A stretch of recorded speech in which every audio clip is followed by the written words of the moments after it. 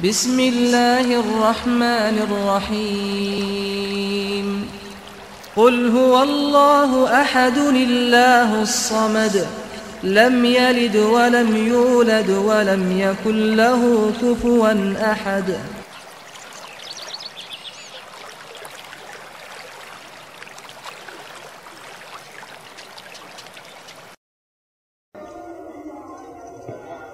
Bismillahirrahmanirrahim.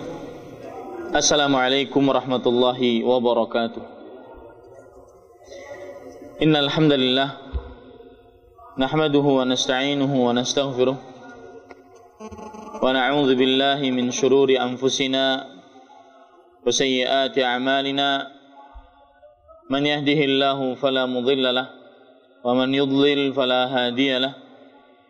Wa ashhadu an la ilaha illallah wahdahu la syarika lah wa ashhadu anna Muhammadan abduhu wa rasuluh. Ya ayyuhalladzina amanu taqullaha haqqa tuqatih wa la tamutunna illa wa antum muslimun.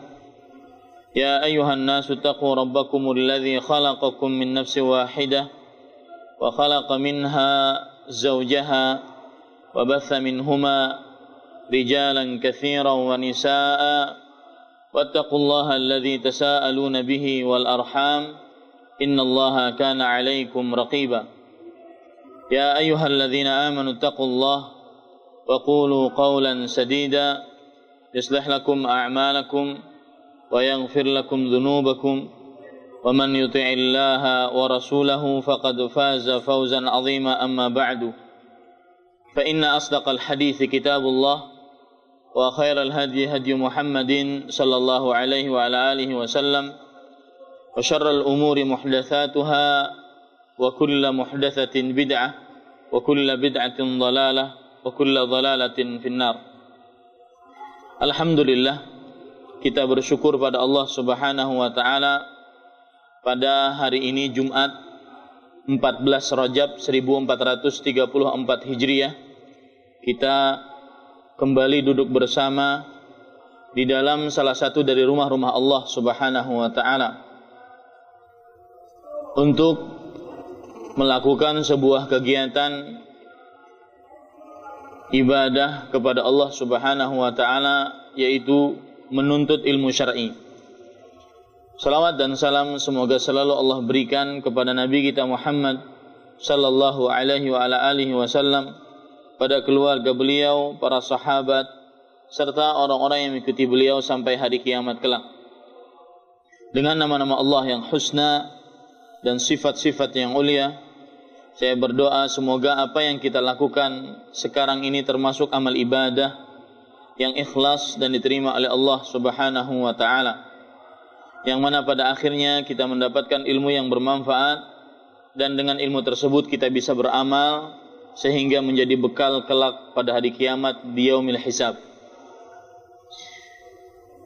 Para ikhwah yang dirahmati oleh Allah Subhanahu wa taala, Bapak, Ibu, saudara-saudari, baik yang hadir di majelis kajian ini ataupun yang mendengarkan via streaming.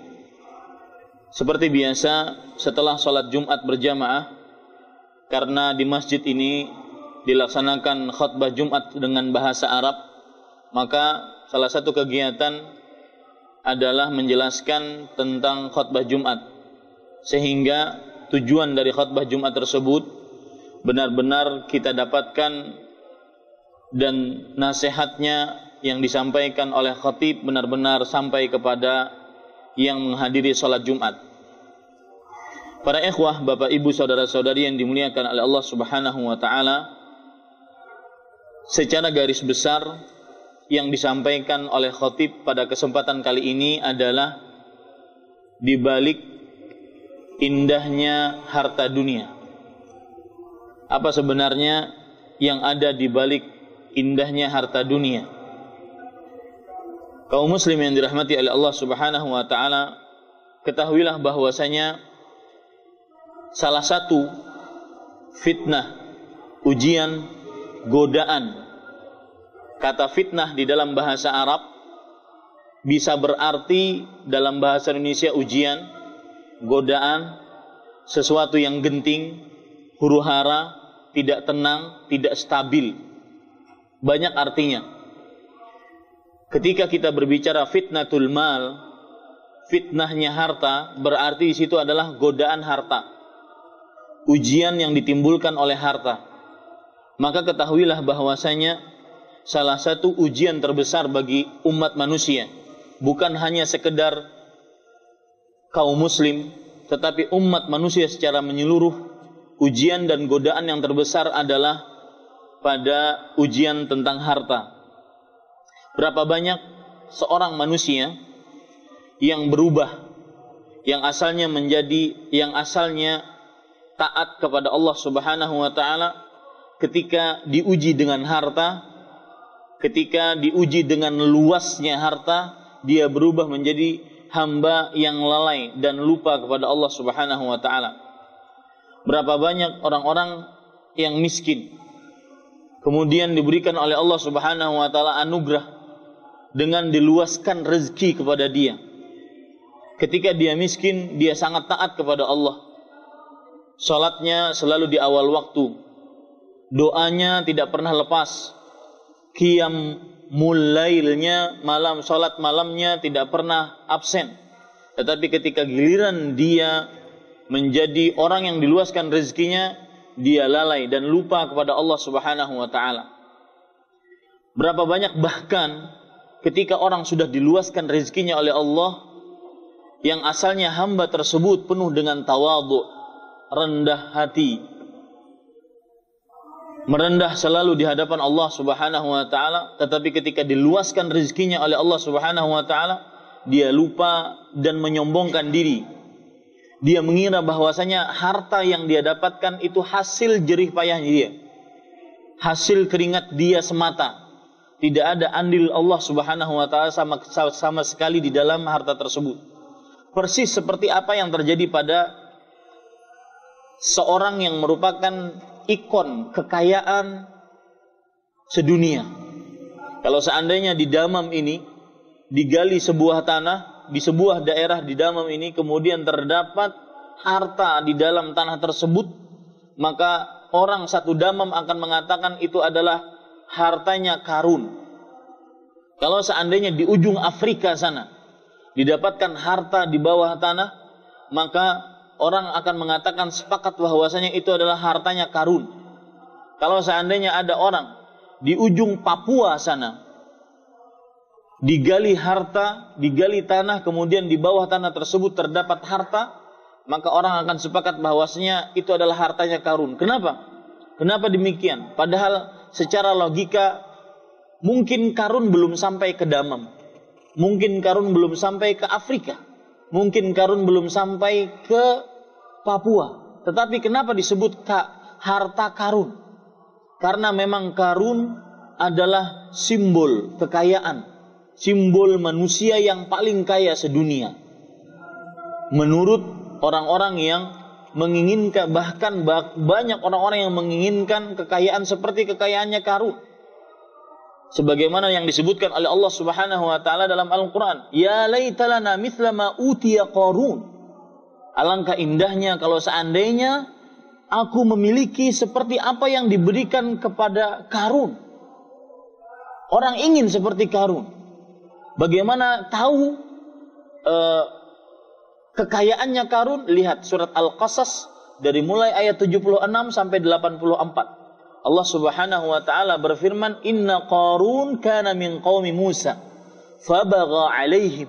Sesungguhnya Karun adalah salah satu dari kaum Nabi Musa. Lalu Karun melenceng dari ajarannya Nabi Musa. Wa atainahu minal kunuz ma inna mafatihahu latanu bil usbah ulil quwwah. Kami telah berikan kepada Karun, lihat kekayaannya Karun. Bayangkan antum kekayaannya Karun, maka setelah ini wajar kalau seandainya orang mengatakan ketika mendapatkan harta di bawah tanah itu adalah hartanya Karun. Kami telah berikan kepada Karun harta yang mana kunci dari hartanya, baru kuncinya bukan hartanya, itu dibawa oleh puluhan orang yang kuat-kuat. Puluhan orang membawa kunci hartanya Karun. Tetapi ternyata karena dia mendapatkan ujian harta, Dia mendapatkan godaan harta dari Allah Subhanahu wa taala dan Qarun tidak lulus dalam ujian tersebut. Akhirnya dia mengatakan apa? Di dalam surat Al-Qasas ayat 78 Allah Subhanahu wa taala berfirman, "Qala innama utituhu ala ilmin indi." Sesungguhnya kata Qarun ini, aku mendapatkan harta yang melimpah ruah ini adalah karena ilmu yang aku miliki. Persis seperti orang-orang di zaman sekarang yang mengatakan, saya dapat gaji sekian, saya dapat pangkat sekian, ini kan karena saya belajar. Orang-orang pada main-main, saya belajar, akhirnya saya dapat titel, akhirnya saya dapat bekerja. Seorang pedagang ketika mengatakan, saya mendapatkan penghasilan sedemikian rupa sampai sekarang ini bukan karena apa-apa, tetapi karena jerih payah saya, semangat. Hujan saya hadapi, panas saya hadapi. Ini namanya sombong. Itulah bahayanya orang ketika mendapatkan fitnatul mal, godaan harta, cenderung sombong. Dan kalau Bapak perhatikan, beberapa manusia yang celaka, dalam bahasa Jawa ciloko, yang celaka itu cenderung dia diberikan kelebihan, dan kemudian dengan kelebihan tersebut akhirnya cenderung dia sombong. Fir'aun diberikan kelebihan kekuasaan, akhirnya dengan kekuasaan dia sombong. Dia mengatakan, ana rabbukumul a'la, aku Rabb kalian yang paling tinggi. Dan sebelumnya dia malah mengklaim dirinya, ma alimtu lakum min ilahin ghairi, aku tidak mengetahui bagi kalian wahai Bani Israel ada sembahan yang berhak disembah selain aku, kata Fir'aun. Kenapa dia sombong? Karena punya kekuasaan. Qarun, kenapa dia sombong ketika dia mengatakan innama utituhu ala ilmin indi, sesungguhnya yang aku dapatkan, yang aku diberikan atasnya, yaitu berupa rezeki, ini adalah karena ilmuku, karena kepintaranku, karena kecerdasanku. Seorang diberikan kelebihan cenderung dia sombong. Maka ini hati-hati. Jangan sampai kelebihan yang kita punya, baik itu kelebihan harta, kelebihan fisik, tinggi badan, kuat. Lihat saja, ya, orang-orang yang kadang-kadang tinggi badannya, kuat, menilai kepada orang yang lebih rendah, jalannya udah beda. Ya, kadang-kadang jalannya begini juga. Subhanallah. Orang-orang yang punya kekuasaan cenderung dia sombong. Ini yang terjadi pada Qarun. Makanya di awal tadi khatib menyebutkan bahwasanya ujian harta salah satu ujian yang terberat. Dari sini kita bisa ambil pelajaran bahwasanya harta, kekayaan sebenarnya adalah juga ujian. Jangan mengira dan jangan pernah ada persepsi bahwasanya orang yang diberikan luas rezeki, kelapangan hidup, itu adalah tanda pemuliaan dari Allah Subhanahu wa taala. Sebaliknya, jangan pula mengira bahwasanya orang yang disempitkan rezekinya, hidupnya selalu pas-pasan, bahkan cenderung di bawah standar kemiskinan, itu adalah tanda Allah menghinakan hamba tersebut. Tidak. Lihat surat Al-Fajr. Allah Subhanahu wa taala berfirman dalam surat Al-Fajr ayat 17. Fa ammal insan idza mabtalahu rabbuhu fa akramahu wa na'amahu fayaqulu rabbi akraman. Adapun manusia ketika dia dimuliakan oleh Allah, diluaskan rezekinya, maka dia akan mengatakan, Rabbku sedang memuliakan aku, atau Rabbku telah memuliakan aku. Persepsi yang pertama, bahwa apabila orang diberikan luas rezeki, tanda Allah memuliakannya. Kebalikannya, wa amma idza mabtalahu faqadara alaihi rizqahu fayaqulu rabbi ahanan. Adapun orang yang miskin, yang disempitkan rezekinya, dia akan mengatakan Rabbku telah menghinakanku. Dua persepsi ini. Yang pertama, kekayaan dan harta dianggap sebagai pemuliaan dari Allah. Yang kedua, kemiskinan dan kefakiran dianggap sebagai penghinaan dari Allah. Langsung dijawab oleh Allah pada ayat yang ke-19. Kalla, tidak sama sekali, kata Allah. Salah pemikiran itu. Salah asumsi seperti itu, salah. Karena Allah berfirman dalam surat Al-Hujurat, "Inna akramakum 'indallah atqakum." Sesungguhnya yang paling mulia di antara kalian di sisi Allah adalah yang paling bertakwa. Lihat, jangan sampai keliru setelah ini kalau ada orang yang diluaskan rezekinya oleh Allah Subhanahu wa taala bahwasanya enak ya orang tersebut dimuliakan oleh Allah dengan rezeki yang luas. Tidak, itu ujian. Dari surat Al-Fajr tadi kita bisa ambil pelajaran bahwasanya itu adalah ujian. Bahkan Allah Subhanahu wa taala, sebelum saya bahkan tadi, saya lanjutkan ayat surat Al-Qasas ayat 78 tadi. Ada hal menarik dalam surat Al-Qasas ayat 78. Dan insya Allah Bapak, Ibu, Saudara-saudari sekalian punya waktu untuk mempelajari Al-Quran. Selain, saya sering menyebutkan bahwasanya kalau kita bekerja selama seminggu yang jumlah seminggu 7 hari, 6 hari atau 5 hari kita gunakan untuk bekerja menuntut dunia. Yang mana dunia tidak baik dan tidak kekal. Sedangkan 1 atau 2 hari kita gunakan untuk menuntut ilmu agama, itu adalah, saya memakai firman Allah Subhanahu wa taala, tilka idzan qismatun dhiza. Itu adalah pembagian yang tidak rata, tidak adil. Enggak adil itu. Ya, 5 hari bekerja menuntut dunia yang tidak kekal dan tidak baik, tidak fana. Kalau seandainya kita meninggal sekarang, semua rekening kita, semua uang yang ada di dompet kita, semua aset kita, itu atas nama siapa? Ahli waris, bukan atas nama kita. Yang atas nama kita adalah yang kita jalankan di jalan Allah Subhanahu wa taala. Tidak baik dan tidak kekal. Allah berfirman, "Walal akhiratu khairun wa abqa." Dan kehidupan akhirat sungguh lebih baik dan lebih kekal. Mafhumul mukhalafah, pemahaman balik dari ayat ini, kehidupan dunia tidak baik dan tidak kekal. Itu kalau seandainya 5 hari kita gunakan untuk menuntut rezeki dan 2 hari kita gunakan untuk menuntut ilmu. Kalau seandainya 7 harinya sekaligus kita gunakan untuk menuntut rezeki, habis itu setiap harinya lembur lagi. Ini bukan tilka idzan qismatun dhiza lagi itu. Ya, timbangannya sudah balik sekali. Nah, hati-hati. Makanya hari Jumat yang dimana ada kajian-kajian, hadiri. Cuma 1 hari. Itu pun tidak full 24 jam.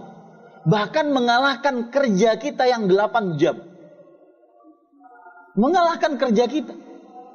Duduk di majelis ilmu cuma berapa? Dari mulai jam 9. Bahkan kadang-kadang ada yang hadir pas khutbah Jumat. Khutbah Jumatnya juga telat.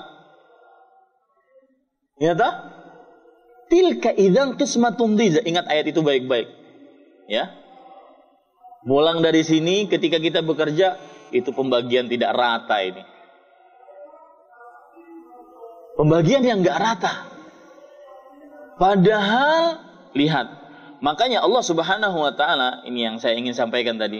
Kenapa sampai begitu manusia lebih mendahulukan harta duniawi?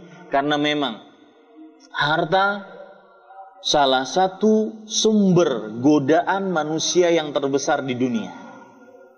Lihat Allah Subhanahu wa taala berfirman dalam surat Al-Anfal ayat 28, "Wa'lamu," ketahuilah kalian wahai manusia, annama amwalukum wa auladukum fitnah wa annallaha 'indahu ajrun 'azim.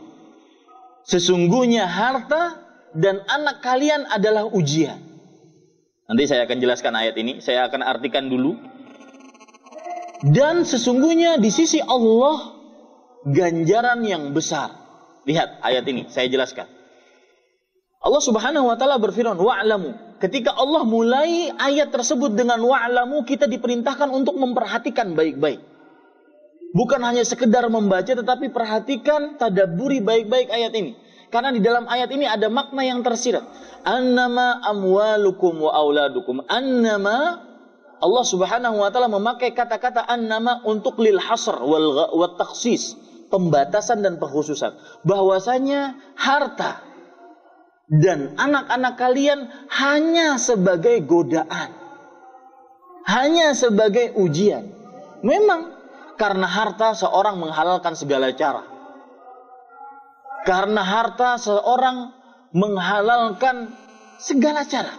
Baik yang halal, baik yang samar-samar, baik yang haram, semuanya yang penting saya dapat harta. Yang penting nominal rekening di tabungan saya bertambah, dompet saya tambah tebal, simpanan saya tambah banyak.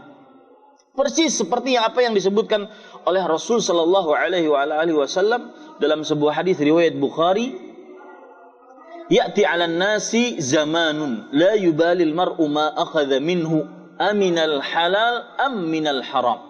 Akan datang kepada manusia suatu zaman, seseorang tidak memperhatikan apa yang dia ambil, apakah yang halal, apakah yang haram.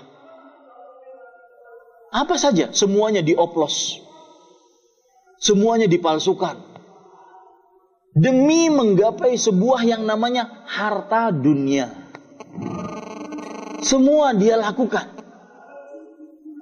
Kalau seandainya boleh memberikan, bukan boleh, kalau seandainya memberikan gratifikasi dengan wanita, dia akan berikan itu. Tahu arti gratifikasi, Pak? Ngasih seseorang di luar gaji yang sudah dia anggarkan untuk itu. Itu gratifikasi.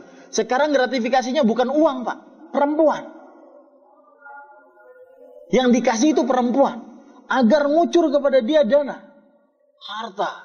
Demi harta dia halalkan segala cara.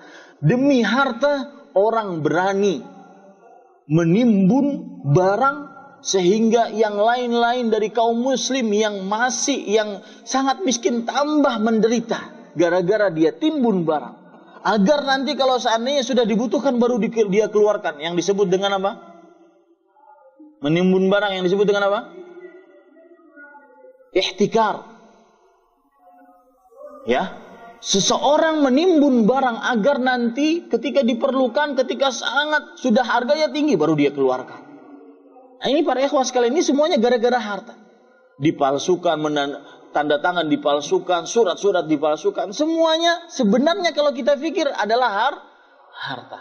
Peperangan yang terjadi di dunia, konflik yang terjadi antara dua kampung, dua daerah, sehingga menimbulkan puluhan juta manusia mati begitu saja tanpa ada sebab. Salah satu sebabnya kalau kita perhatikan harta, wanita, dan kekuasaan. Ini pada ikhwan yang dirahmati oleh Allah Subhanahu wa taala, sumber daripada fitnah dan ujian di dunia. Di dalam ayat ini tadi Allah Subhanahu wa taala berfirman, ketahuilah harta dan anak-anak kalian adalah ujian bagi kalian. Anak ujian. Kalau kita perhatikan, terutama yang sudah punya anak, Rasul sallallahu alaihi wasallam bersabda dalam hadis riwayat Imam Ibnu Majah, "Inna auladakum", sesungguhnya harta-harta kalian, anak-anak kalian, majbanatun, membuat kalian mempunyai sikap pengecut. Majhalatun, membuat kalian mempunyai sikap bodoh. Mahzanatun, membuat kalian mempunyai sikap sedih. Gara-gara anak kita sering pengecut untuk bersedekah. Gara-gara anak kita sering pengecut untuk berjuang di jalan Allah. Gara-gara anak kita sering sedih karena anak kita sakit. Gara-gara anak kita sering meninggalkan untuk menuntut ilmu, akhirnya membuat kita bodoh. Itulah fitnah, ujian harta. Gara-gara anak kita menghalalkan segala cara agar anak kita berhasil. Ini keliru. Itulah ujiannya. Kemudian Allah Subhanahu wa taala tadi berfirman, lihat. Allah akhiri ayat ini, surat Al-Anfal ayat 28, wa annallaha indahu ajrun azim. Dan sesungguhnya di sisi Allah terdapat pahala yang besar. Lihat. Kenapa Allah Subhanahu wa taala mengakhiri ayat tadi dengan bahwa di sisi Allah terdapat pahala yang besar? Karena kadang seseorang mengira bahwasanya harta segala-galanya sehingga dia menghalalkan segala cara. Kadang seseorang mengira bahwasanya anak segala-galanya sehingga dia menghalalkan segala cara. Padahal di sisi Allah ada yang lebih besar ganjarannya. Di sisi Allah ada yang lebih besar pahalanya. Saya beri contoh, Pak. Maksud dari ayat ini secara ilustrasi coba kita perhatikan. Ada orang mengoplos barang. Anggap saja seorang pedagang buah misalkan. Dia pedagang buah, kemudian dia oplos buah dia. Semangka dia suntik agar tambah merah. Atau pedagang ayam. Dia suntik ayam tersebut sehingga terlampak besar. Atau pedagang daging. Dia suntik daging tersebut sehingga tampak besar, sehingga lebih mahal untuk dijual. Kira-kira orang yang melakukan penipuan, pemalsuan, pengoplosan seperti ini dapat untungnya berapa? 1 juta? 1 miliar? 1 triliun? Silahkan kalau seandainya, Ustadz, kalau seandainya barangnya tontonan kan lumayan dapat mungkin 1 triliun, Ustadz. Silahkan. Banding sekarang dengan wa annallaha indahu ajrun azim. Dan sesungguhnya di sisi Allah pahala yang besar. Apa yang ada di sisi Allah Subhanahu wa taala? Surga. Sedangkan banding 1 triliun Anda tadi, ada hitungan di atas 1 triliunan? Nggak ada tak? Silahkan banding kalau seandainya dia untung 1 triliun dengan mengoplos, dengan memalsukan tersebut, banding dengan surganya Allah Subhanahu wa taala. Dalam hadis riwayat Muslim,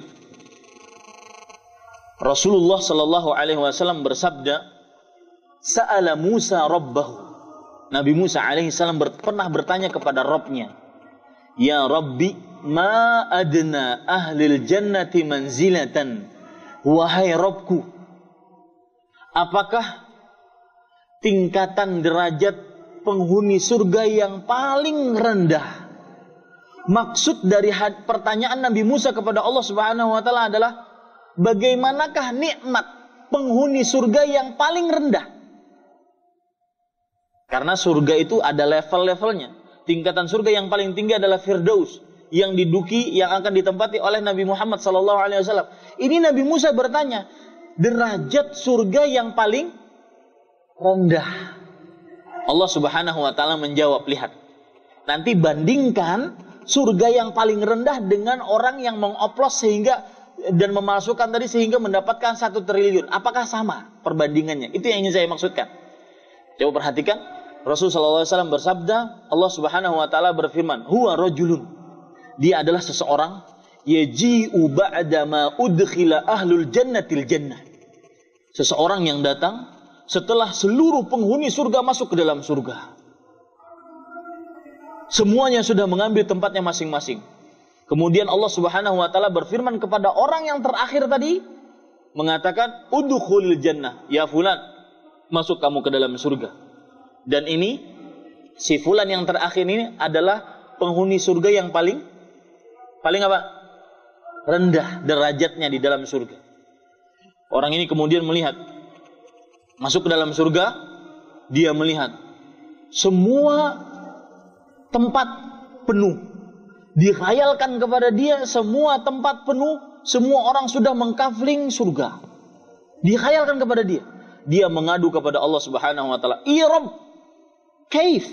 Waqad nazalan nasu manazilahum wa akhadhu akhadzatihim." Wahai Rabbku, bagaimana aku bisa masuk ke dalam surga? Orang sudah ngambil tempatnya masing-masing. Orang sudah ngapling tempatnya masing-masing. Kemudian Allah Subhanahu wa taala mendengar pernyataan dari orang tersebut. Allah memberikan sebuah pilihan kepada dia. Atardha an yakuna laka mithlu mulki malikin min mulukid dunya? Kalau begitu, kalau kamu lihat surga itu penuh dan itu dikhayalkan kepada dia saja seperti itu, Allah Subhanahu wa taala memberikan penawaran pertama kepada dia. Baik, kalau begitu maukah kamu? Senangkah kamu? Relakah kamu? Kalau seandainya kamu memiliki kekayaan seperti salah satu pemimpin dunia. Lihat sekarang, raja, presiden yang memimpin dunia. Salah satu dari mereka kamu miliki. Enak gak? Lebih gak dari 1 triliun? Sudah kalah ini. Pilihan pertama saja dari Allah Subhanahu wa taala sudah kalah yang mengoplos tadi. Yang melakukan penipuan tadi. Berapa sih untungnya? Orang yang mengoplos pentol bakso, bukan dari daging dia bikin, malah dari daging tikus misalkan. Berapa sih untungnya? 100.000? 1 juta? 1 miliar? 1 triliun? Silakan. Banding dengan penghuni surga yang paling rendah tadi. Dan itu baru pilihan pertama. Orang ini ketika mendapatkan pilihan dari Allah Subhanahu wa taala tadi, dia tahu dunia. Dia tahu bagaimana indahnya menjadi pemimpin dunia, menjadi presiden, menjadi pemimpin negara, menjadi raja. Semua yang dia inginkan dia dapatkan. Langsung dia mengatakan, raditu Rabb. Aku rela wahai Rabbku. Itu saja cukup.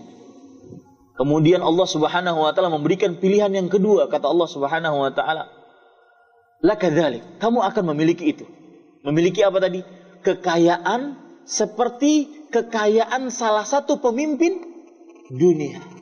Lakadzalik, kamu akan memiliki itu. Wa mithluhu wa mithluhu wa mithluhu wa mithluhu. Dan semisal dengannya, semisal dengannya, semisal dengannya, semisal dengannya. Berapa kali lipat?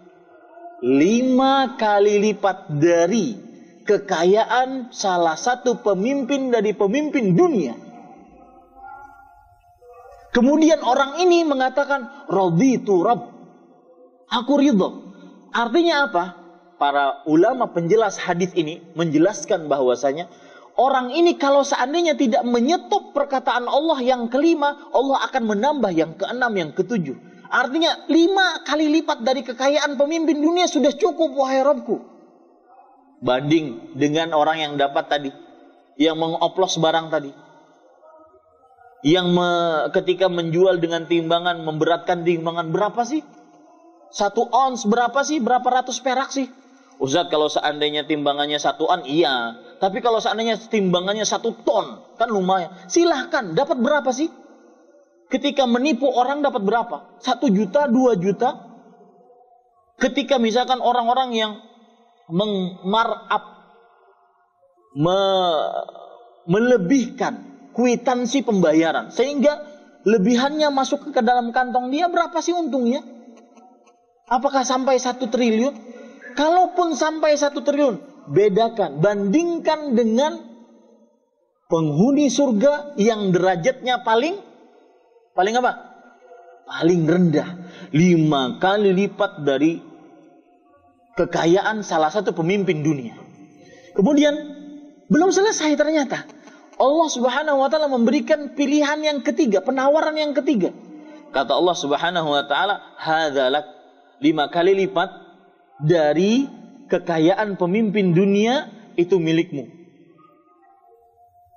Walaka mashtahat nafsuk waladzat 'ainuk, dan engkau akan memiliki apa saja yang engkau inginkan dan apa saja yang matamu ingin kamu lihat dengannya. Subhanallah. Apakah tidak merasa orang-orang yang selama ini korupsi, mengoplos, memanipulasi, memalsukan, apakah tidak merasa rugi? Dia dapat di dunia berapa sih? Bedakan dengan penghuni surga yang paling rendah. Subhanallah. Dia setelah mendapatkan 5 kali lipat tersebut, kemudian kata Allah Subhanahu wa taala, saya agak keliru tadi menyebutkan, kata Allah Subhanahu wa taala, hadzalak, itu milikmu. Penawaran yang ketiga, wa asyaratu amthaliha, dan 10 kali lipatnya lagi. Berarti berapa? Kok 15? 10 kali 5. 50 kali lipat dari kekayaan salah satu pemimpin dunia. Ini tingkatan surga yang paling apa? Paling rendah. Bayangkan para ikhwan yang dirahmati oleh Allah Subhanahu wa taala. Jadi rugi, sangat merugi orang yang memalsukan uang, orang yang memalsukan barang dagangan, orang yang menambah-nambah, orang yang menipu orang ketika melakukan transaksi, sangat rugi. Belum lagi penawaran yang keempat, kata Allah Subhanahu wa taala, walaka mashtahat nafsuk, dan kamu akan dapatkan apa yang kamu inginkan. Apa saja yang kita inginkan kita akan dapatkan. Waladzat 'ainuk, dan mata kita ingin melihatnya kita akan bisa melihatnya. Subhanallah. Ini tingkatan surga yang paling rendah. Makanya para ikhwan yang dirahmati oleh Allah Subhanahu wa taala, ketika saya katakan tadi, perhatikan surat Al-Anfal ayat 28. Anda tidak akan pernah berlaku curang dalam mencari harta dunia. Ketahui bahwasanya anak dan harta adalah ujian, dan ketahui bahwasanya di sisi Allah ganjaran lebih besar. Itu kita tidak akan pernah melakukan kecurangan, melakukan hal yang samar-samar dalam mencari harta dunia. Kemudian para ikhwan yang dirahmati oleh Allah Subhanahu wa taala, bahkan Allah Subhanahu wa taala pernah menyebutkan di dalam surat Al-Munafiqun ayat 9 bahwa saking beratnya godaan harta, ujian harta duniawi, maka kadang-kadang tidak seluruhnya, manusia lalai dengan harta. Lalai, gara-gara harta dia lalai mengingat Allah. Gara-gara barang dagangan dia lalai untuk pergi ke masjid. Padahal azan hayya 'alas shalah, hayya 'alal falah di samping telinga dia. Allah Subhanahu wa taala berfirman, ya ayyuhalladzina amanu, wahai orang-orang yang beriman, la tulhikum amwalukum wala auladukum an dzikrillah wa man yaf'al dzalika faulaika humul khasirun. Wahai orang-orang yang beriman. Dan ingat, setiap kali ada ayat wahai orang-orang yang beriman, maka kata Abdullah bin Abbas dan kata Abdullah bin Mas'ud radhiyallahu anhuma, far'i sam'ak biha. Dengarkan dengan telingamu ayat itu baik-baik. Fa inna fiha amrun ya'murukallahu bihi aw nahyun yanhakallahu anhu. Sesungguhnya di dalam ayat yang diawali dengan wahai orang-orang yang beriman, selalu ada perintah yang Allah perintahkan atau ada larangan yang Allah larang atasnya. Ini persis, ya ayyuhalladzina amanu la tulhikum amwalukum. Larangan, wahai orang-orang yang beriman, jangan harta kalian melalaikan kalian dan anak-anak kalian melalaikan kalian an dzikrillah, dari mengingat Allah, dari sholat. Gara-gara suka harta lupa zakat, nanti kita akan bahas di sini. Gara-gara suka harta lupa untuk memberikan sedekah yang sunnah. Gara-gara anak dia lupa sholat, dia lupa masjid, dia lupa majelis ilmu. An dzikrillah. Fa wa man yaf'al dzalik, kata Allah Subhanahu wa taala, siapa yang masuk ke dalam perangkap harta ini, fa ulaika humul khasirun. Kita harus yakin seyakin-yakinnya Allah menyatakan mereka adalah orang-orang yang merugi. Pasti orang yang tergoda dengan harta, orang yang gara-gara harta dan anak dia lalai dari zikir kepada Allah, maka pasti dia orang yang merugi. Makanya setelah itu di ayat yang ke-10 surat Al-Munafiqun tadi ayat 9, di ayat yang ke-10 Allah Subhanahu wa taala memberikan solusi agar tidak menjadi orang yang merugi.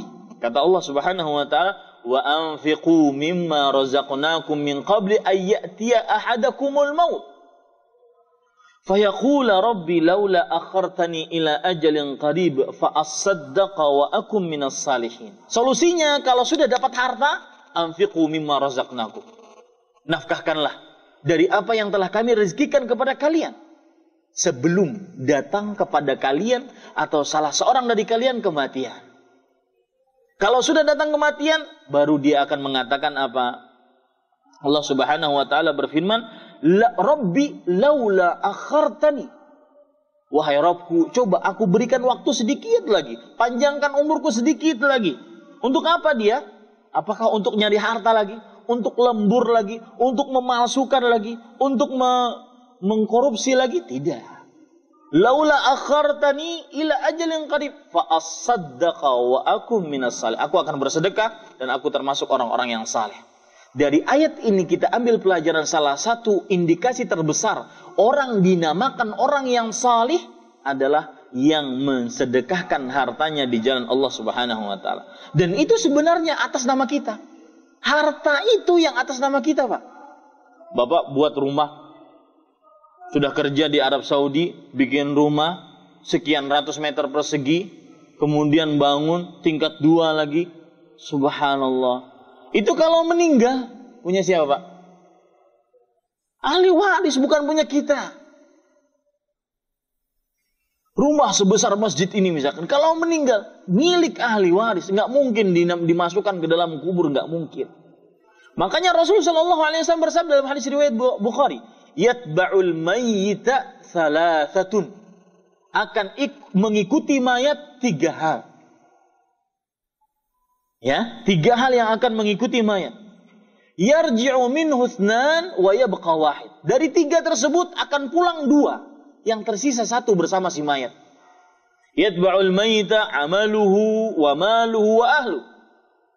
Yang akan mengikuti si mayat, hartanya, keluarganya, dan amalnya. Nomor 1 dan 2 pula. Harta kita sebesar apapun, sebanyak apapun, semewah apapun, tidak akan bisa kita masukkan ke dalam kubur. Bahkan gigi, kalau seandainya kita jadikan itu dari emas, karena mungkin giginya patah atau ompong, dia ganti dengan emas, itu pendapat yang lebih kuat, diambil tuh giginya. Ya, jadi sudah mati, dicabut giginya, biar nggak terbuang percuma. Itu bukan harta dia. Subhanallah. Ya, bukan harta dia. Ini para ikhwan yang dirahmati oleh Allah Subhanahu wa taala. Apalagi keluarga, tidak mungkin. Jangankan tidur di samping kuburan dia, di dalam kuburan dia, di samping kuburan dia aja tidak mau. Istri kita yang katanya sangat mencintai kita, setiap hari nelpon, setiap hari SMS, bang, saya sangat cinta kepadamu. Setiap malam gombal habis-habisan. Kalau kita meninggal, yang paling pertama kali memanggil orang yang memandikan si mayat kita siapa? Istri. Yang paling semangat menguburkan mayat siapa? Istri. Kalau dibayar 1 miliar jangan dikuburkan suamimu, nggak mau dia. Nggak mau, ya. Yang akan tersisa adalah amalnya. Ini para ikhwan yang dirahmati oleh Allah Subhanahu wa taala. Makanya salah satu amalnya adalah menafkahkan di jalan Allah Subhanahu wa taala. Para ikhwan yang dirahmati oleh Allah Subhanahu wa taala, ingat, salah satu pemandangan yang sangat, kalau saya boleh bilang dramatis, kemudian sangat berbalik 180 derajat nanti pada hari kiamat adalah yang di dunia penuh dengan rezeki, luas dengan harta, berbalik menjadi orang yang paling kere. Ini saya mau tulis nih di beberapa artikel nanti. Orang yang paling luas rezekinya ternyata paling sedikit. Kenapa? Gara-gara dia tidak tahu bagaimana berinteraksi dengan harta yang dia miliki. Coba perhatikan hadis ini. Rasulullah SAW bersabda dalam hadis riwayat Bukhari dan Muslim. Abu Dzar radhiyallahu anhu bercerita, "Kuntu ma'an Nabi sallallahu alaihi wasallam." Aku pernah bersama Rasul sallallahu alaihi wasallam, falamma absara ya'ni Uhudan. Ketika beliau melihat Uhud, jadi waktu itu beliau di hadapan beliau Abu Dzar dengan Rasulullah sallallahu alaihi wasallam di hadapan gunung Uhud. Ketika Nabi Muhammad sallallahu alaihi wasallam berada di depan Uhud, Nabi Muhammad sallallahu alaihi wasallam bersabda, "Ma uhibbu annahu yuhawwalu li dhahaban." Wahai Abu Dzar, aku tidak ingin gunung Uhud sebesar ini, dari ujung kanan ke ujung kiri 7 kilometer, dari atas, dari bawah ke atas sekitar ratusan meter. Itu yang bagi ahli matematika silahkan hitung berapa beratnya. Kata Rasulullah SAW, aku tidak suka gunung Uhud sebesar ini dijadikan, dibalikkan untukku menjadi emas. Yamkuthu indi minhu dinar fauqa thalathin illa dinaran ursiduhu lidain. Aku tidak ingin gunung sebesar ini dijadikan untukku sebagai menjadi emas, kemudian emas tersebut aku simpan 3 hari atau lebih dari 3 hari. Aku simpan lebih dari 3 hari, aku tidak ingin. Kecuali sesuatu yang aku simpan untuk bayar hutang. Artinya apa? Batasan yang paling maksimal Rasulullah SAW menyimpan harta berapa hari? Untuk emas sebesar gunung Uhud. Tentunya di sini nanti kita akan bahas secara lebih menyeluruh. Apakah sekarang Ustaz harta kita yang kita miliki, uang kita yang kita tabung, kita sedekahkan semua sebagaimana dikerjakan oleh Rasulullah SAW, maka di sana ada orang yang kita nafkahi, di sana ada kewajiban yang kita berikan nafkah kepadanya. Nah, itu juga termasuk hal-hal yang kita jalankan di jalan Allah Subhanahu wa taala. Nah, ini para ikhwan yang dirahmati oleh Allah Subhanahu wa taala. Kemudian setelah itu beliau bersabda, ini yang saya ingin katakan tadi. Kadang-kadang yang banyak di akhirat menjadi orang yang paling sedikit. Kata Rasul sallallahu alaihi wasallam, "Innal aktsarin humul aqallun." Sesungguhnya orang-orang yang banyak hartanya nanti pada hari kiamat, mereka adalah orang-orang yang sedikit, paling sedikit. Lihat di sini yang tadi pagi belajar ismut tafdhil, di sini Allah Subhanahu wa taala memakai Rasulullah sallallahu alaihi wasallam bersabda memakai ismut tafdhil. Innal aktsarin, sesungguhnya orang-orang yang paling banyak hartanya, humul aqallun. Mereka adalah orang-orang yang paling sedikit nanti pada hari kiamat. Illa, kecuali man qala bil mali hakadha wa hakadha. Kecuali orang yang dengan hartanya dia seperti ini, seperti ini. Rasul sallallahu alaihi wasallam menunjukkan dengan kedua tangannya kanan dan kiri. Artinya apa? Orang yang bersedekah di jalan Allah Subhanahu wa taala. Maka jangan jadikan Anda ya orang kaya di dunia tapi orang miskin di akhirat. Ini bagus nih judulnya. Kaya di dunia, miskin di akhirat. Yaitu orang yang tidak mau bersedekah. Orang yang tidak mau melakukan seperti ini, memberikan seperti ini kepada orang-orang yang membutuhkan. Kemudian para ikhwan yang dirahmati oleh Allah Subhanahu wa taala, tahuilah salah satu ujian atau bentuk ujian pada harta yang Allah Subhanahu wa taala sebutkan di dalam Al-Qur'an adalah bahwa harta tersebut mempunyai hak. Haknya harta dan kewajiban pemilik harta adalah mengeluarkan zakatnya, yaitu pembersih dari harta tersebut. Siapa yang tidak melakukan kewajiban ini diancam oleh Allah dengan siksaan yang sangat pedih. Dalam surat At-Taubah ayat 34 sampai 35, Allah Subhanahu wa taala berfirman, lihat ayat ini, minggu yang lalu juga saya sebutkan ayat ini dan terdapat faedah yang disebutkan oleh Imam Ibnu Katsir. Allah Subhanahu wa taala berfirman, "Walladzina yaknizuna adh-dhahaba wal fiddata wa la yunfiqunaha fi sabilillah." Orang-orang yang menyimpan harta emas dan peraknya dan tidak menafkahkannya di jalan Allah, fabasyirhum bi'adzabin alim. Berikan kabar kepada mereka, mereka akan mendapatkan siksa yang pedih.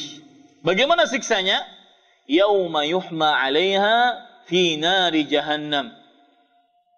Yang mana pada hari itu lempengan-lempengan emas dan perak yang mereka simpan dipanaskan di dalam neraka jahanam. Fatukwa biha jibahuhum wa junubuhum wa zuhuruhum. Maka lempengan emas tersebut yang sudah berubah menjadi api gara-gara dipanaskan di dalam neraka jahanam, ditempelkan di bagian tubuh yang apabila bagian tubuh tersebut ditempelkan sesuatu yang panas akan terasa sangat panas. Di dahi, di bagian samping badan, kemudian di punggung. Ini terasa sangat panas. Jibahuhum wa junubuhum wa dhuhurum. Kemudian Allah mengatakan, hadza ma kanastum li anfusikum. Ini rasakan, itu yang kalian simpan untuk diri kalian sendiri. Fadzuqu ma kuntum taknizun. Rasakanlah apa yang kalian simpan selama ini. Minggu yang lalu sudah saya sebutkan faedah dari ayat ini yang disebutkan oleh Imam Ibnu Katsir dalam kitab Tafsirul Qur'anil Azim, bahwasanya man ahabba syai'an wa qaddamahu ala ta'atillah udziba bihi. Siapa yang mencintai sesuatu dan dia lebih dahulukan cinta dia kepada sesuatu tersebut dibandingkan taat kepada Allah, maka dia akan disiksa dengan sesuatu tersebut kelak pada hari kiamat. Seperti orang yang tidak mengeluarkan zakat harta. Siapa yang lebih mencintai emas, peraknya, dan dia lebih dahulukan kecintaan dia kepada emas dan peraknya, akhirnya dia tidak taat kepada Allah, tidak mengeluarkan zakatnya, di hari kiamat akan disiksa dengan apanya? Emas dan peraknya. Abu Lahab lebih mementingkan cinta dia kepada istrinya, lebih taat dia kepada istrinya untuk tidak beriman kepada Nabi Muhammad sallallahu alaihi wasallam. Akhirnya di hari kiamat Allah berfirman, wa mra'atu hammalatal hatab, yang akan membakar Abu Lahab siapa? Istrinya, orang yang dia cintai. Begitulah, setiap kali seorang manusia lebih mencintai sesuatu, dia dahulukan kecintaan terhadap sesuatu tersebut dibandingkan ketaatan kepada Allah, di hari kiamat dia akan disiksa dengan sesuatu yang ia cintai tersebut. Ini para ikhwan yang dirahmati oleh Allah Subhanahu wa taala. Ada hadis menarik tentang orang yang tidak mau bayar zakat wajib. Saya yang berkata sini adalah zakat wajib. Yang sudah sampai nisab, melalui satu haul, tidak mau membayar zakatnya. Kata Rasulullah sallallahu alaihi wasallam, nanti pada hari kiamat, sahiba dhahabin wa fiddah, orang yang memiliki harta emas dan perak, yang tidak mau bayar zakatnya, maka muthilalahu, Allah Subhanahu wa taala akan memisalkan emas dan peraknya tersebut, menjadikan emas dan peraknya tersebut seperti syuja'an aqra, seperti ular yang botak. Emas dan peraknya berubah menjadi ular yang botak. Syuja'an aqra lahu zabibatan, yang mana di kepala ular tersebut yang botak tadi terdapat 2 titik hitam. Para ulama menjelaskan kenapa Rasulullah SAW menyebutkan permisalan ularnya seperti ini. Pertama botak. Kenapa sebabnya botak? Artinya benar-benar licin, Pak. Ya. Salah satu sebabnya adalah karena saking banyaknya bisa yang ada pada ular tersebut sehingga berpengaruh kepada kepalanya. Kemudian kenapa disebutkan 2 titik hitam? Karena itu adalah jenis ular yang paling berbisa dan paling berbahaya. Ular tersebut akan mengejar pelaku atau pemilik emas dan perak yang tidak mau mengeluarkan zakatnya tadi di dunia. Dia kejar-kejar di akhirat. Ular tersebut akan mengatakan kepada pemilik harta tersebut, ana kanzuk, ana malu. Aku hartamu, ayo ke sini. Aku adalah harta simpananmu yang engkau tidak bayarkan zakatnya. Ayo ke sini. Ini seperti yang disebutkan oleh Imam Ibnu Katsir.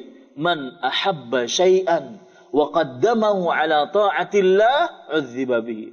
Siapa yang lebih mencintai sesuatu dan dia dahulukan kecintaan tersebut dibandingkan ketaatan kepada Allah, dia akan disiksa dengan sesuatu tersebut. Yang lebih mencintai pekerjaannya, padahal ketika itu hayya 'ala shalah, hayya 'alal falah, sehingga pekerjaannya dia lebih dahulukan, kemudian dia tinggalkan sholatnya sampai keluar waktunya, dia akan disiksa dengan pekerjaannya tersebut nanti pada hari kiamat. Kalau seandainya pekerjaannya bengkel, penuh dengan martil, ya, dia lebih dahulukan itu sampai keluar waktu sholat, yang akan menyiksa dia martilnya. Ini subhanallah. Hati-hati ya para ikhwan yang dirahmati oleh Allah Subhanahu wa taala. Taib. Kemudian para ikhwan yang dirahmati oleh Allah Subhanahu wa taala,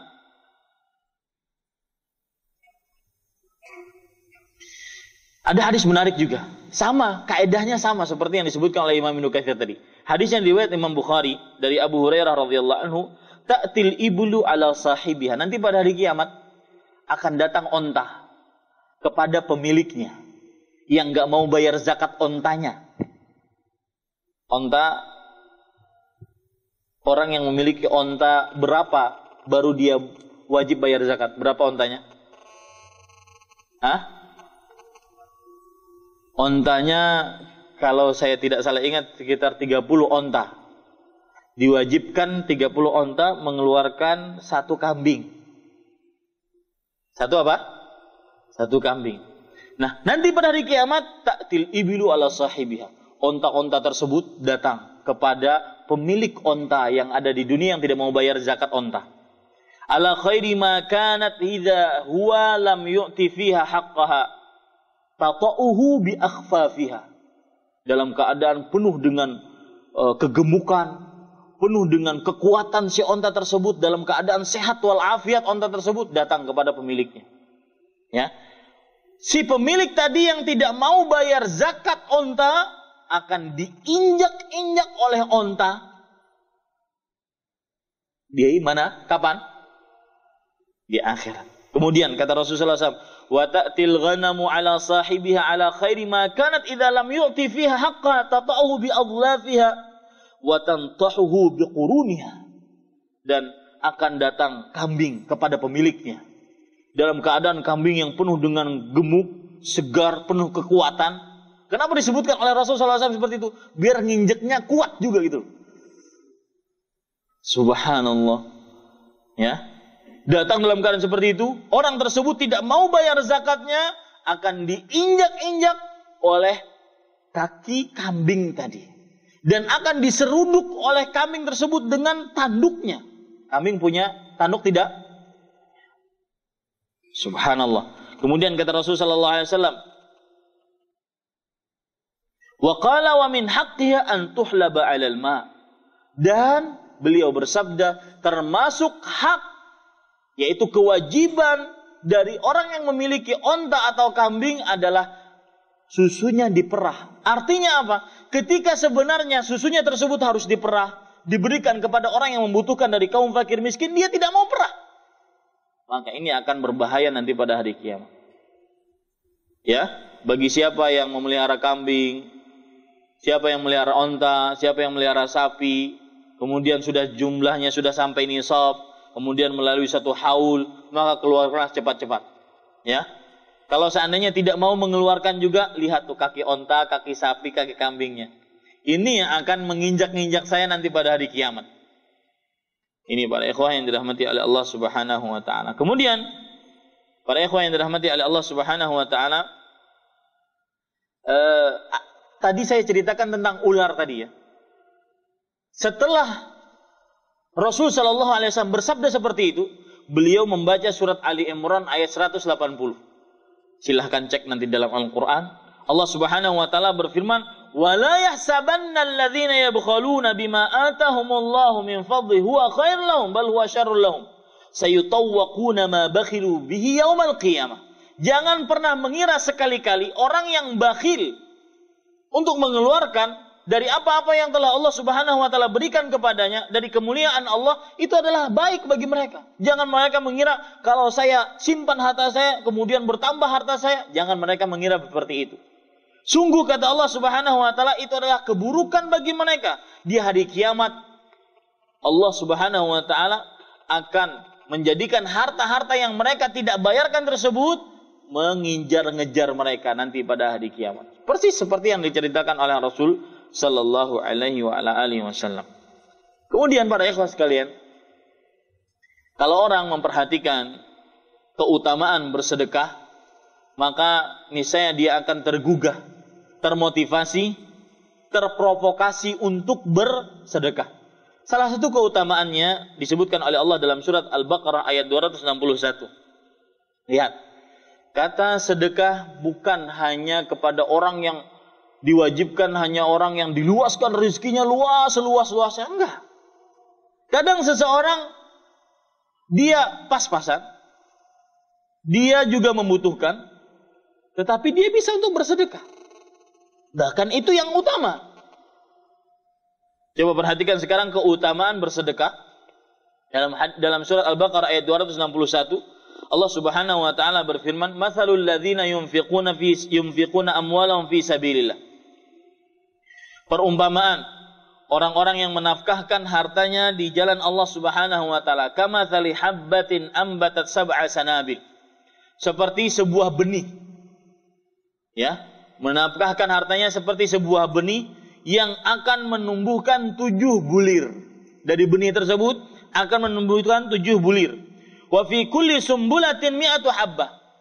Dan dari setiap 7 bulir tersebut akan tumbuh 100 biji tanaman yang tumbuh darinya. Wallahu yudha'ifu liman yasha. Kemudian setelah itu Allah lipatkan lagi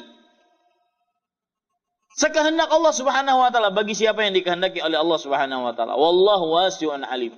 Intinya Pak, tidak terbatas ganjaran orang yang bersedekah di jalan Allah Subhanahu wa taala.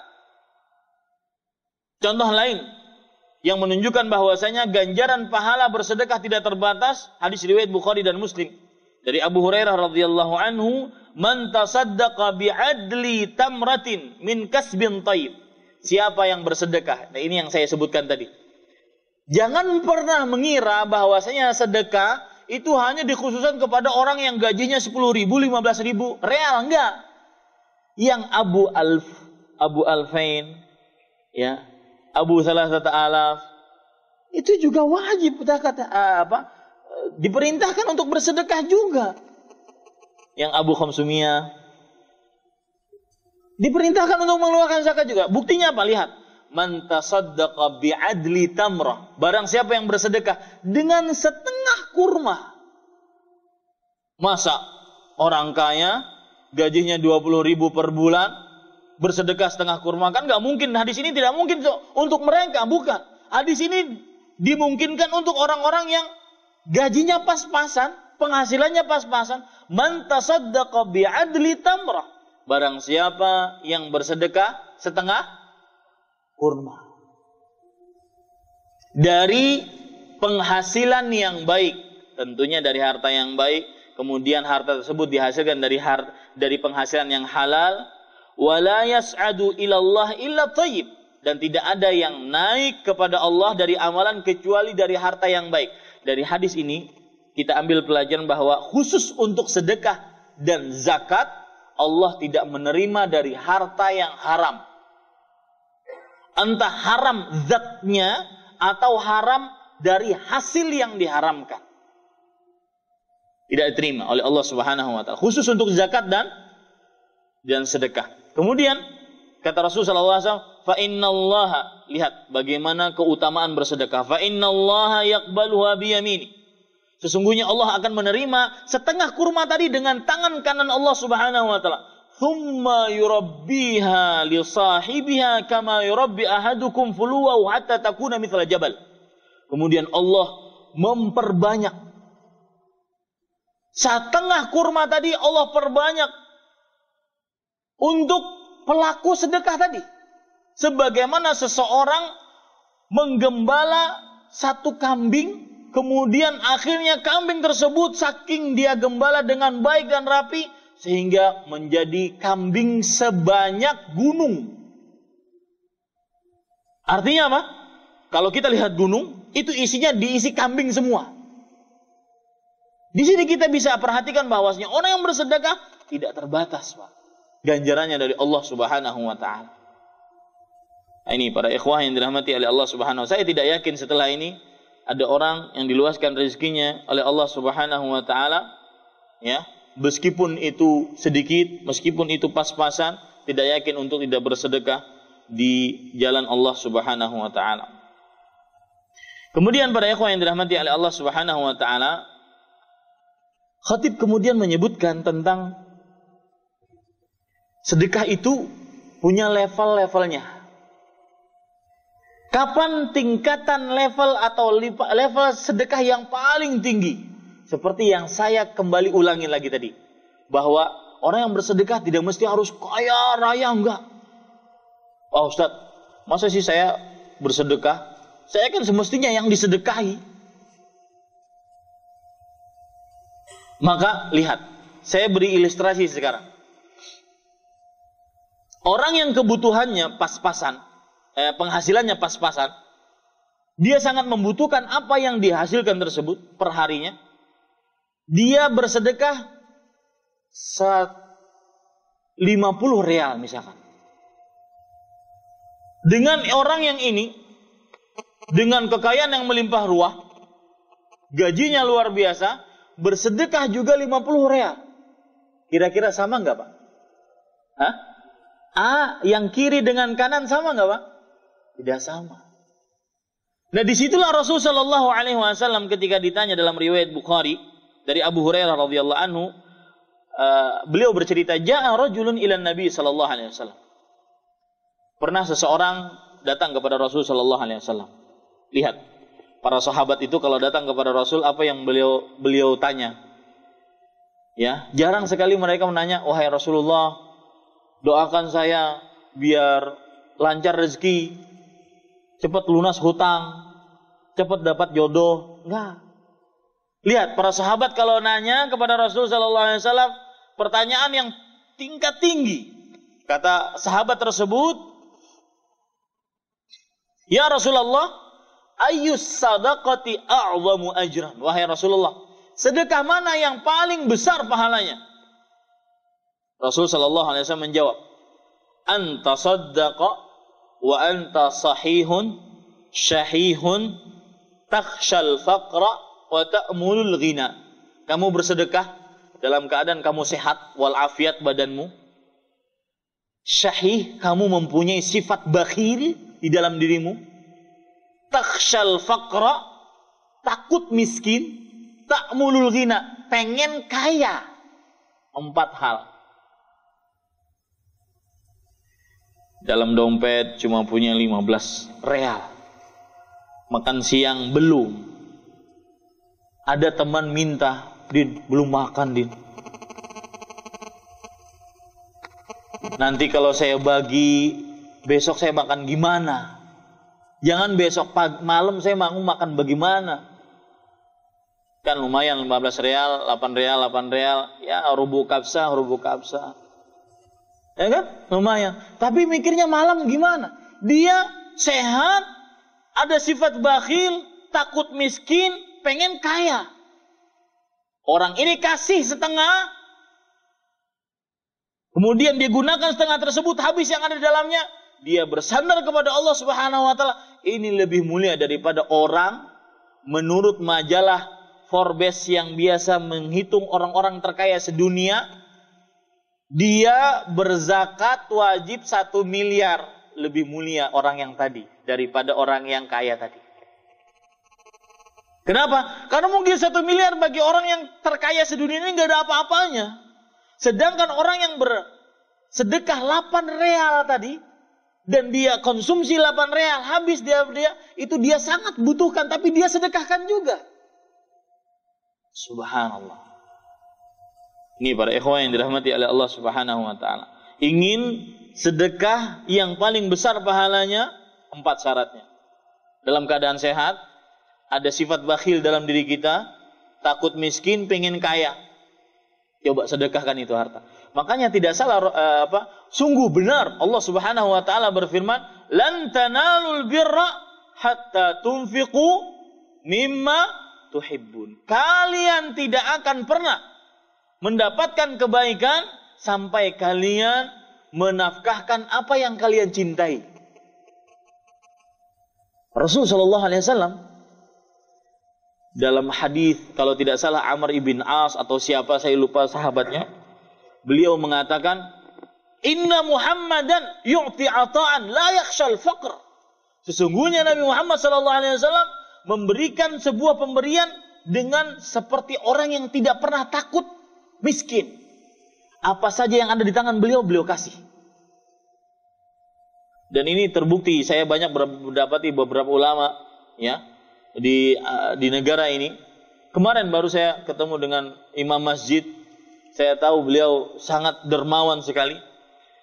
Saya salami beliau. Kemudian saya bawa bapak waktu itu, saya salami beliau dalam mobil beliau. Dalam mobil beliau itu ada buah cuma apel, kemudian yang lain-lainnya. Tanpa pikir panjang, kasih. Apa yang ada di hadapan dikasih. Diminta sesuatu dikasih. Maka saya sering menggoda kepada ibu-ibu. Kalau seandainya ada orang bertanya, ibu-ibu bawa tas, kan salah satu aksesoris dari para wanita adalah tas. Ya, tas, kadang-kadang bisa tas punya 5, 10 itu tas. Padahal belum ada apa-apa, belum robek, sudah beli lagi. Ini kalau seandainya ada ibu-ibu yang bertanya, "Masya Allah, tasnya bagus, beli di mana ya?" Tuh, itu sunnahnya langsung kasih itu. Nggak pernah takut, habis. Itu Rasul Sallallahu Alaihi Wasallam. Ini para ikhwah sekalian. Ketika ada orang minjem peci kita misalkan, orang minjem peci, mau sholat nih. Itu kalau bagi orang yang ingin benar-benar menjalankan sedekah tadi, rasanya berat untuk mengambil peci lagi. Udahlah, pakai aja. Subhanallah. Ini para ikhwah sekalian, lan tanalul birra hatta tunfiqu mimma. Apa yang kita ingin, yang sukai, berikan. Itu akan dapat kebaikan. Dan itu berat, karena memang ganjarannya besar dari Allah Subhanahu wa taala. Kemudian para ikhwah yang dirahmati oleh Allah Subhanahu wa taala,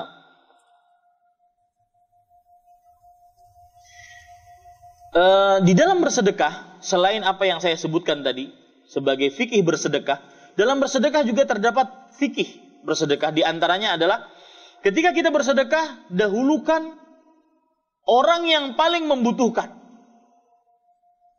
terutama kerabat keluarga kita. Ini dua.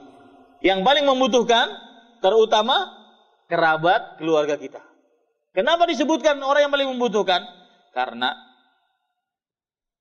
Rasul sallallahu alaihi wasallam pernah bersabda, afdalu al-a'mal sururun yudkhiluhu fi qalbi muslim. Seutama-utama amal adalah kebahagiaan, kegembiraan, keceriaan yang kamu masukkan ke dalam hati seorang muslim.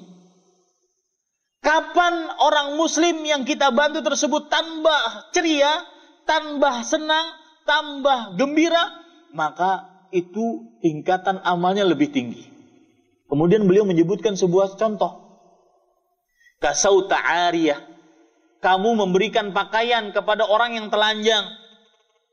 Asba'ta ja'ian. Kamu memberikan makanan, mengenyangkan orang yang sedang dalam keadaan lapar.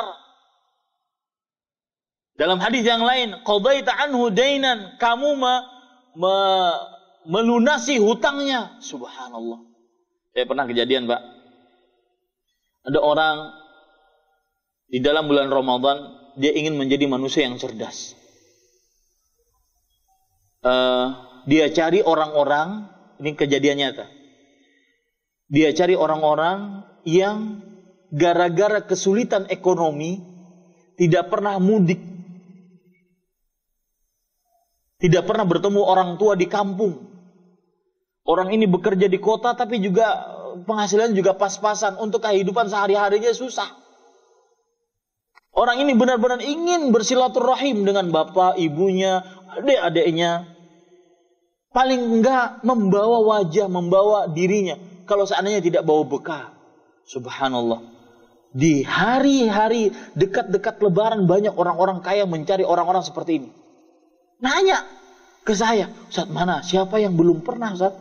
Mau mudik tapi enggak punya uang. Dia cenderung banyak utang. Dia ingin bertemu dengan bapaknya, ingin bertemu dengan ibunya, ingin makan bersama, ingin hari raya bersama. Siapa mereka, Ustaz? Subhanallah. Ini lebih luar biasa daripada kita hanya sekedar memberikan sedekah kepada orang-orang yang mungkin membutuhkan juga, tetapi tidak seperti membutuhkan seperti ini. Jadi fikih bersedekah semakin bermanfaat orang yang kita bantu, maka semakin besar pahalanya. Ya. Kemudian fikih bersedekah yang lain, terutama lagi itu keluarga. Rasul sallallahu alaihi wasallam pernah bersabda dalam sebuah hadis yang diriwayatkan oleh Imam Muslim dari Abu Hurairah radhiyallahu anhu, dinarun anfaqtahu fi sabilillah wa dinarun anfaqtahu fi raqabah wa dinarun tasaddaqta bihi ala miskin wa dinarun anfaqtahu ala ahlika a'zamuha ajran alladhi anfaqtahu ala ahlik. Artinya, 1 dinar yang kamu nafkahkan di jalan Allah, 1 dinar yang kamu nafkahkan untuk memerdekakan budak, 1 dinar yang kamu berikan sedekahnya kepada seorang miskin, 1 dinar yang kamu nafkahkan kepada keluargamu, lebih besar pahalanya adalah pahala yang kamu nafkahkan kepada keluargamu. Lihat keluarga kita yang paling susah.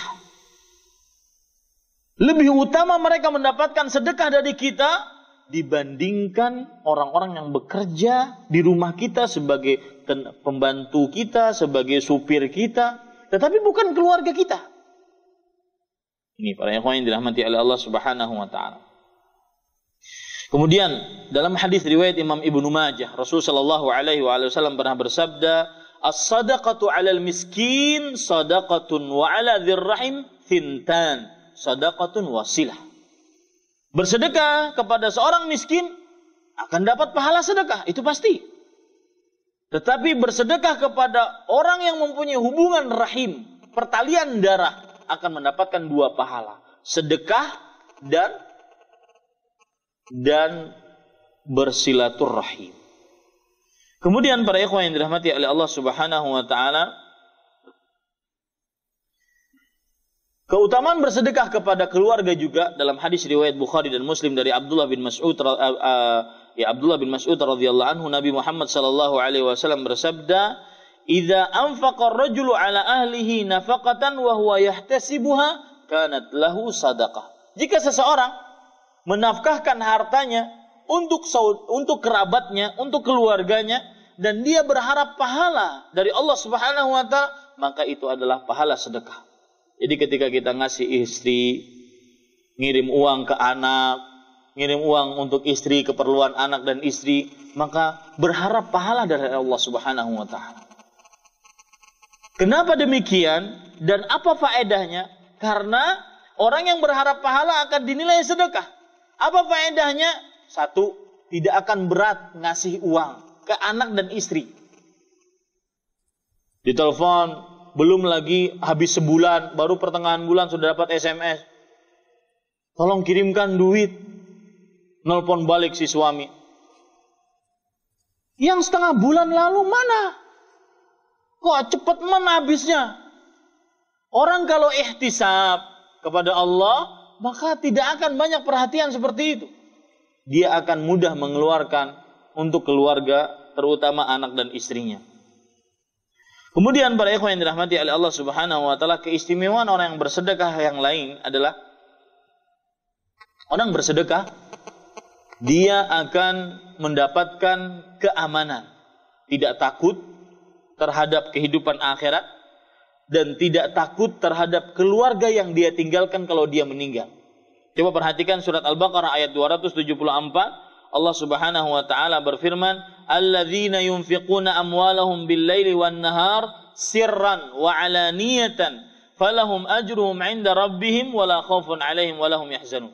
Orang-orang yang menafkahkan hartanya siang dan malam secara rahasia ataupun terang-terangan, maka bagi mereka pahala dari sisi Allah Subhanahu wa taala. Mereka tidak mempunyai rasa takut dan juga tidak sedih. Para ulama menjelaskan, kalau ada ayat fala khaufun 'alaihim wa lahum yahzanun, mereka tidak punya rasa takut dan mereka juga tidak sedih. Takut di sini adalah mereka tidak akan takut menghadapi kehidupan akhirat. Yahzanun, mereka tidak akan sedih terhadap keluarga yang mereka tinggal kalau seandainya mereka dijemput nyawanya oleh Allah Subhanahu wa taala, karena Allah menjaga mereka akibat amal perbuatan mereka. Orang yang bersedekah tidak punya rasa takut dan tidak punya rasa sedih. Maksudnya tidak takut terhadap kehidupan akhirat yang mereka akan hadapi gara-gara sedekah yang mereka kerjakan. Dan tidak sedih, kenapa? Karena mereka ketika meninggalkan keluarga mereka dicabut nyawanya oleh Allah Subhanahu wa taala, tidak sedih mereka karena keluarga mereka dijaga oleh Allah Subhanahu wa taala akibat sedekah yang mereka kerjakan. Ini Bapak para ikhwan yang dirahmati oleh Allah Subhanahu wa taala, terutama bersedekah dengan rahasia. Ini salah satu fikih bersedekah, lebih baik bersedekah secara rahasia dibandingkan secara terang-terangan.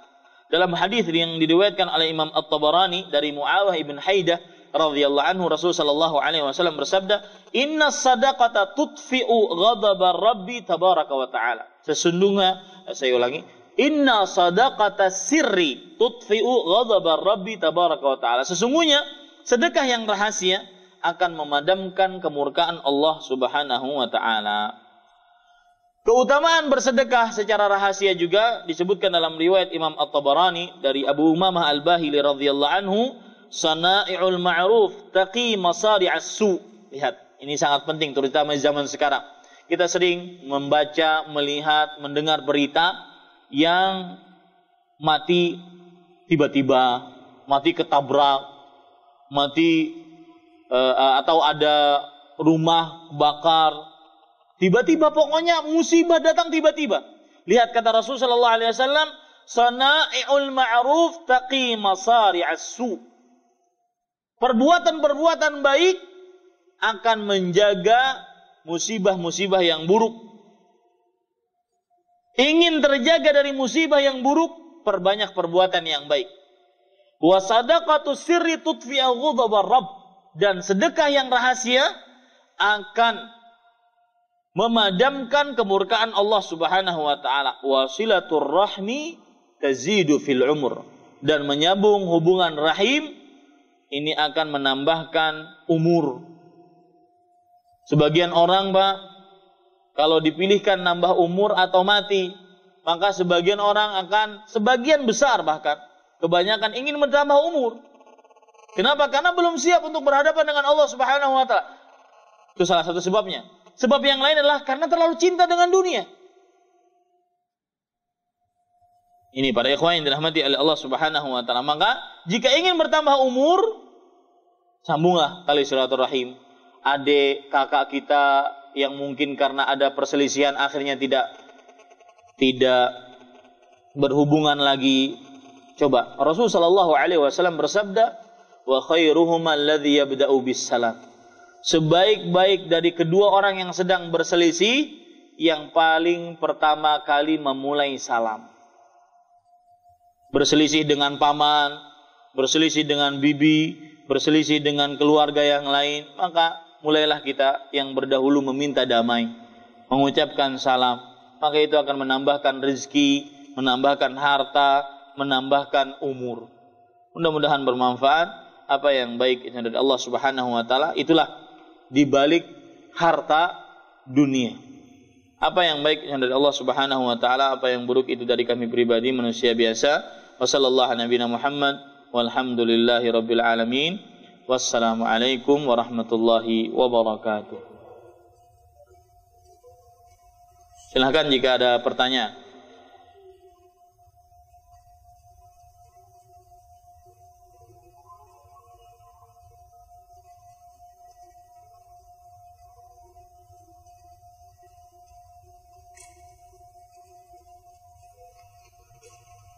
Ada pertanyaan? Ya, kalau tidak ada kita cukupkan dan 3 menit ke depan. Ya, silakan Pak. Pakai mic Pak. Ada mic sih.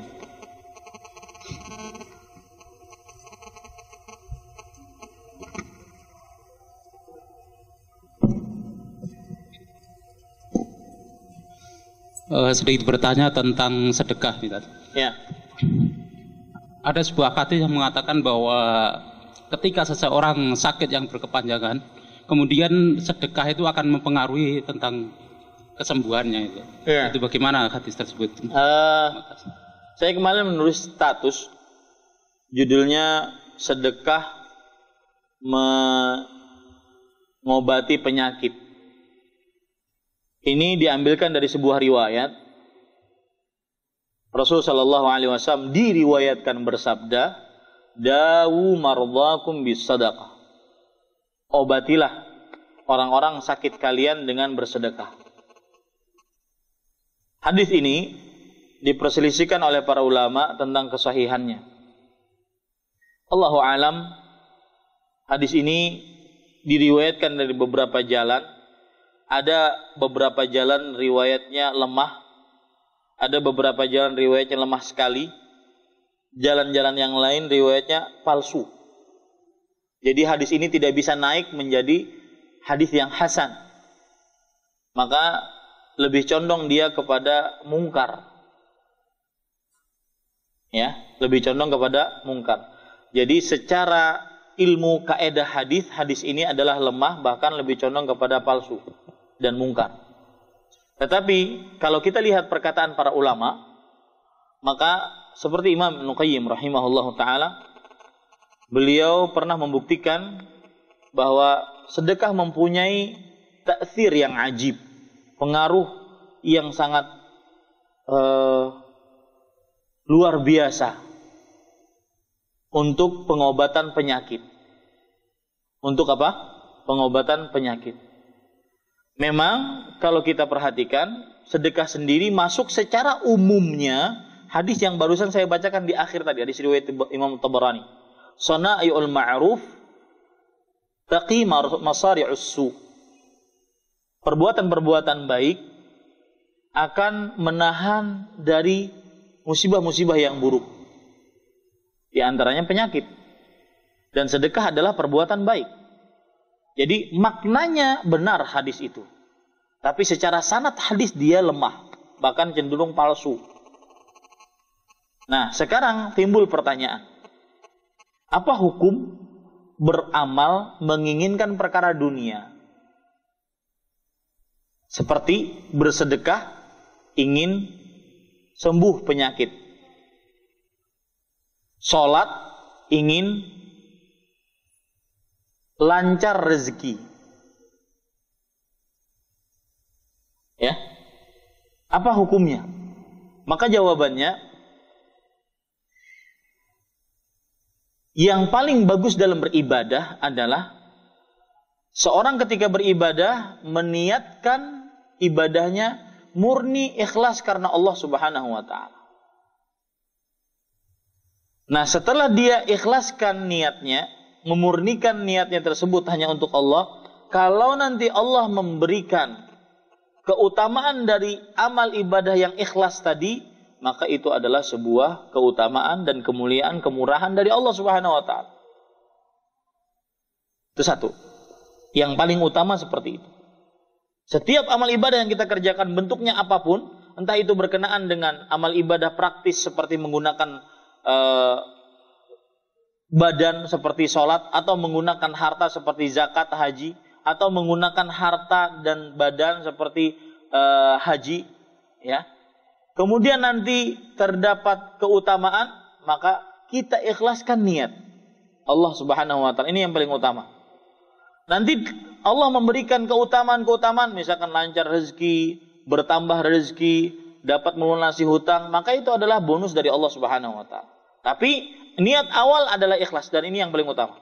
Ada yang kedua, orang jenis kedua, yaitu beramal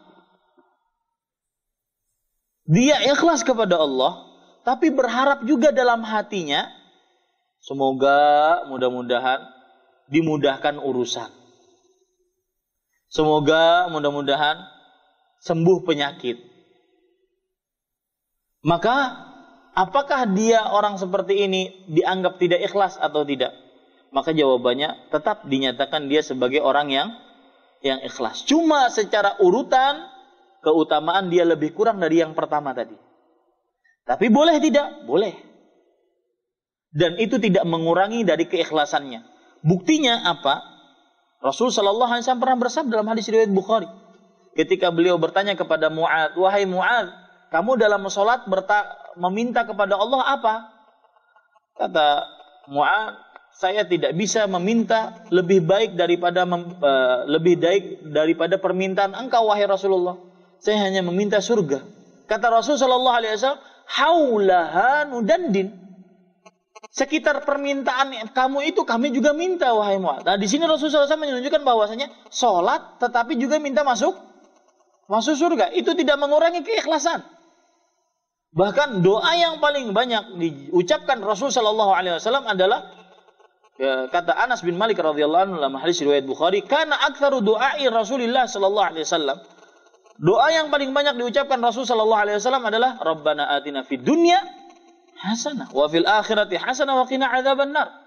Wahai Rabb kami, berikanlah kami di dunia kebaikan, di akhirat kebaikan, dan jagalah kami dari api neraka. Bukankah di sini Rasulullah SAW minta kebaikan dunia? Nah, ini menunjukkan bahwasanya ikhlas ketika seorang beramal ibadah, memurnikan ibadah hanya untuk Allah yang disebut dengan ikhlas, tetapi juga berharap pahala-pahala yang sebagaimana disebutkan oleh Allah dari keutamaan ibadah tersebut, itu tidak mengurangi keikhlasan. 2. Ada model yang ketiga, beribadah hanya untuk dunia. Nah, ini yang tercela. Ya, ini yang tercela. Kenapa? Karena Allah Subhanahu wa taala melarang akan itu.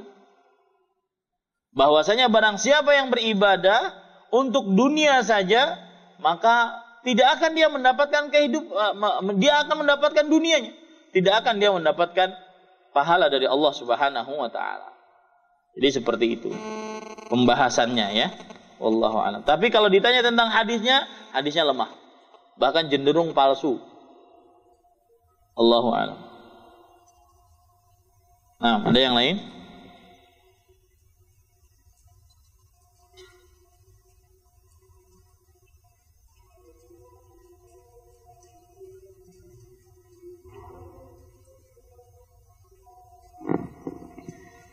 Baik, kita cukupkan dengan kafaratul majlis. Subhanakallah bihamdika asyhadu an la ilaha illa anta astaghfiruka wa atubu ilaik. Sallallahu nabiyana Muhammad walhamdulillahi rabbil alamin. Wassalamualaikum warahmatullahi wabarakatuh.